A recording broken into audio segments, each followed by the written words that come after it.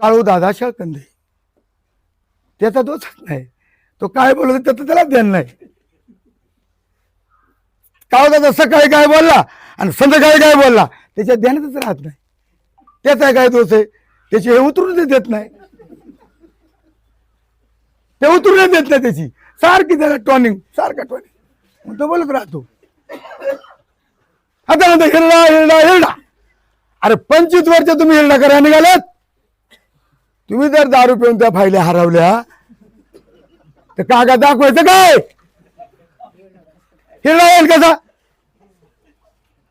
तुम्ही उतरूनच देते नाही. सारखी दा बरं पेते तर पेतात, पान टाकून नाही पेती, असेच पेतात. मग ती उतरतच नाही. मग कोण फायदे हरीत आहे, कोण बॅग हरीत आहे. आणि मग म्हणतात देवराम लांडे मागायचं म्हणजे तुम्ही फॉर्म भरले, त्यांनी माघार घेतली, हे बिनूर झाले. मी तज्ञ तर तज्ञ नाही.